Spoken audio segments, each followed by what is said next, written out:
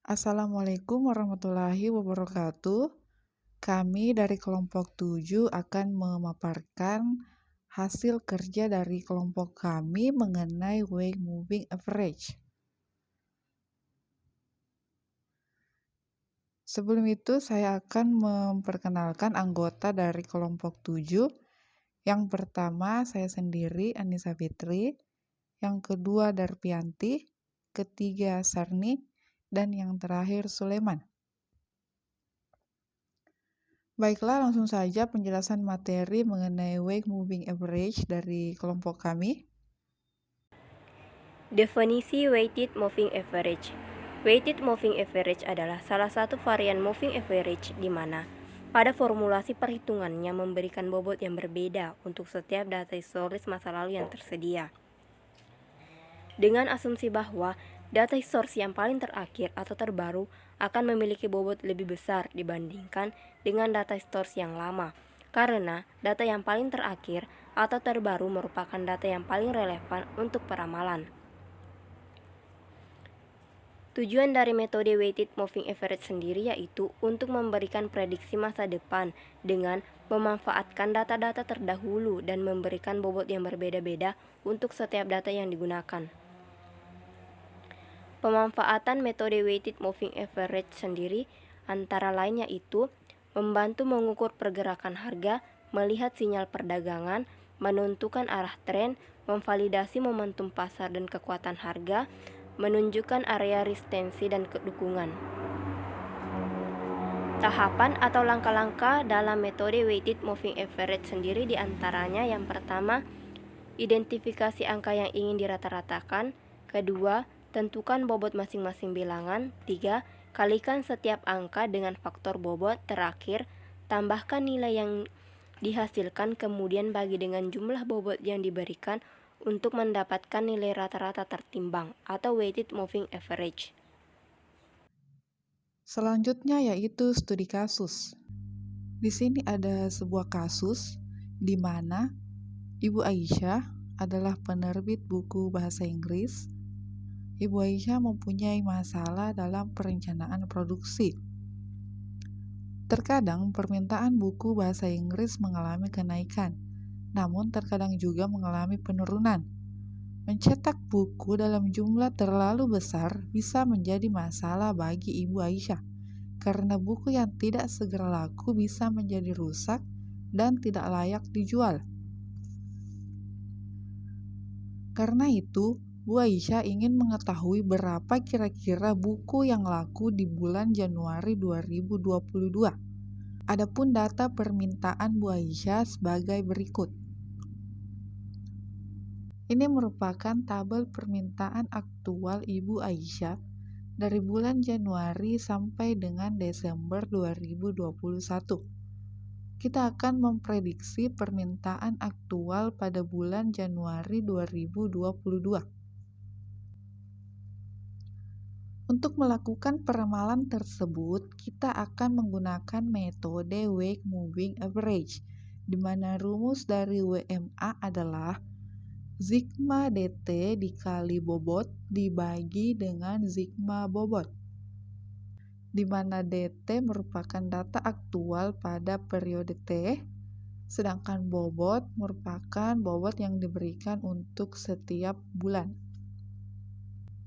Di sini kita akan melakukan peramalan WMA 4 bulan.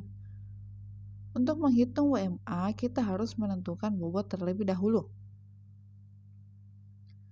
Untuk WMA bulan Januari 2022, kita akan memberikan bobot pada bulan September sampai dengan Desember. Seperti yang telah dijelaskan di awal, untuk pemberian bobot sendiri, data historis yang paling terakhir atau terbaru akan memiliki bobot lebih besar dibandingkan dengan data historis yang lama. Sehingga bobot untuk bulan Desember adalah 4, karena kita melakukan peramalan WMA 4 bulan. Bobot bulan November yaitu 3, Oktober 2, dan September 1. Sehingga perhitungan WMA-nya adalah 4 dikali 82 ditambah dengan 3 dikali 86 ditambah 2 dikali 81 ditambah 1 dikali 78 dibagi 10. 10 ini dari mana? 10 merupakan jumlah dari bobot yang diberikan, yaitu 4 tambah 3 tambah 2 tambah 1, sehingga menghasilkan nilai WMA sebesar 82,6.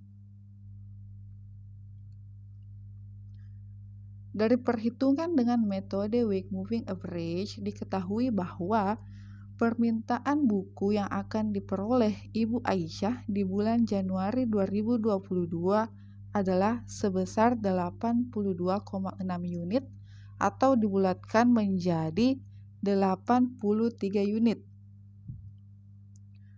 Untuk mengetahui sejauh mana kehandalan dari model peramalan Weight Moving Average 4 bulan untuk kasus ini, maka perlu dilakukan perhitungan tracking signal. Sebaran data pada tracking signal digunakan untuk memastikan apakah metode peramalan bisa digunakan atau tidak. Ini merupakan tabel peta kontrol tracking signal. Di dalam tabel ini terdapat beberapa kolom. Yang pertama yaitu kolom periode, kemudian kolom forecast, aktual, error, RSFE, absolute error, kumulatif absolute error, MAD, dan yang terakhir kolom tracking signal. Kolom periode diisi dengan data berurutan mulai dari periode pertama sampai dengan periode ke-8.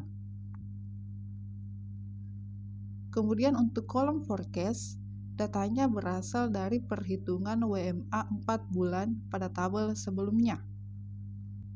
Data pada kolom aktual berasal dari permintaan aktual yang ada mulai dari bulan kelima, yaitu bulan Mei, sampai dengan bulan Desember.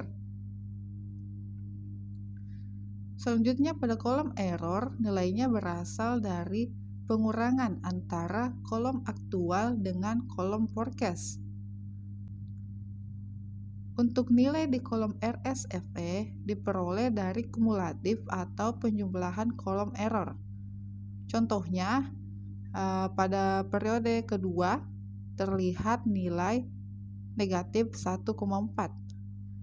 Negatif 1,4 tersebut diperoleh dari negatif 4,8 ditambah dengan 3,4.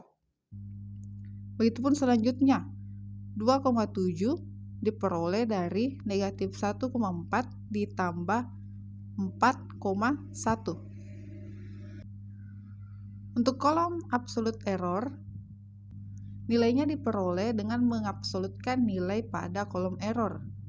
Yang dimaksud dengan mengabsolutkan adalah merubah nilai negatif menjadi nilai positif.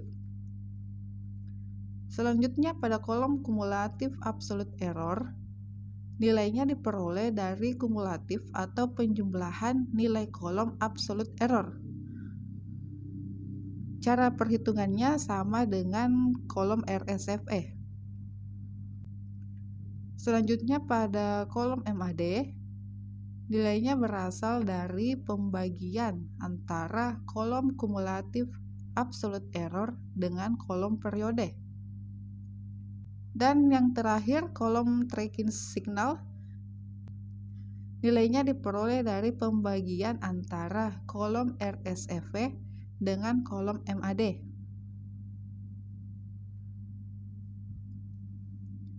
Dari tabel yang telah dijelaskan tadi, terlihat bahwa nilai-nilai tracking signal untuk model peramalan Weight Moving Average atau WMA 4 bulan bergerak dari nilai negatif 2,0 sampai 0,66.